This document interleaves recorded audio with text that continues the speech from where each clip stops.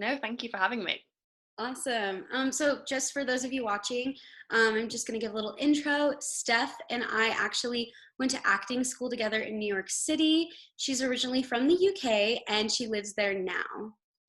So Yay. Steph, you're a type 1 diabetic just like me, so we have that in common as well, which is awesome. And you're a professional actor. What is it like going to acting school? Because you're currently in acting school in the UK as well. And what is it like working on professional shows and managing your type 1 diabetes? Okay, so I was diagnosed when I was currently in acting school, when we were in acting school together. So it was all kind of weird. So I kind of haven't been to acting school without diabetes anyway, so I don't really know that much difference. But I did the first kind of term at ARDA when I was kind of ill, but I didn't know I had diabetes and all of it came out. So it was a lot of adjusting. I think the biggest thing I find is you either get teachers who are like fully aware of what having type 1 diabetes it means and are quite educated on it and know what your needs are and stuff, or you have teachers who are, or like practitioners, directors who are really uneducated and you have to kind of educate them without sounding like really stuck up and trying to tell them what to do. And so yeah, it's just kind of like a big learning process. And because I went through a honeymoon period, so I went straight onto insulin, then had a big break. That was great because it was like, oh, I don't have diabetes for a bit. But then it's getting used to all your physical activity and going low and taking yourself out of a rehearsal or a class to test, because I didn't have any form of CGM when we were at ARDA. I was just finger pricking the whole time. So yeah, I think it's all just, it depends if you're with people who understand it, whether that's teachers or castmates, classmates, etc. It was really great when we were in classes together because you would be in the same situation as me and stuff like that. So, but when you're the only diabetic or the only other person with any kind of chronic health issues, it does make you feel a bit like, oh, I'm taking myself out and I'm missing an exercise or a workshop or whatever. A little bit, even though it's not your fault, you're like, yeah, and it's like, oh, and you don't want to go and sit outside, but sometimes if you're having a hypo and you've got to sit and eat and everyone's like, oh, you're just snacking, like, oh my gosh, she's being so rude, but I'm not. because I don't get it. And it's like, it's awkward because sometimes you don't have the opportunity to educate them. And so you just have to like take care of yourself. And Yeah, and especially if it's like if someone coming in that you don't know, or like it's not necessarily your teacher, but it's like you're having a one-off workshop with someone. You don't have the time to be like, oh, hey, I'm diabetic, this means this. You just have to go with it, and then you try and sneakily hide it, or yeah, it's difficult. it is difficult. Well, But I think that you've persevered so much. Like you haven't had type 1 for that long, yet you just like have completely like advocated for yourself, advocated for the disease, and really like turned it into such a positive thing. mhm. So I really, Yeah, I think when I was diagnosed, I didn't really know what it would mean. I kind of did and I didn't.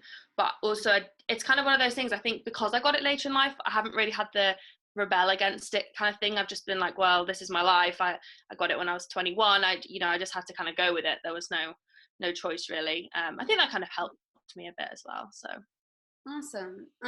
Okay, so my follow-up question is you live in the UK, obviously, and your experience with the healthcare system there, I'm sure, is completely different than the healthcare system here in the US. So I just wanted to know, like, if you could talk a little bit about what your experience with insulin affordability is like there. mhm. Yeah, so in the UK, we're really lucky that we have a national health service. So obviously, I've kind of experienced both sides because I was diagnosed in the US, but Right. then I've been treated over here ever since. As soon as I was diagnosed, I flew home, as you remember, and we got everything sorted over here just because of money. So I get all my insulin is all free. My CGM is free. Everything like my Lancets, my testing strips, my glucometer, everything apart from you wouldn't get any like hypo treats or anything funded, I don't think. You might get like the little gels, like the glucose gels and stuff, but other than that, everything is free, which is amazing. And not only do I get all my diabetes like requirements medication for free, but because I have a chronic health problem, all of my prescriptions will be free because I have a insurance card. So it just means that if I got tonsillitis or any kind of other infection or whatever, I wouldn't have to pay for antibiotics or anything. So I'm obviously really lucky compared to what it's like over there. Wow. Yeah, because here it's just like, I have so many friends who either have type 1 or who have other, chronic illnesses, autoimmune diseases, who either have really bad insurance coverage or who don't have insurance at all.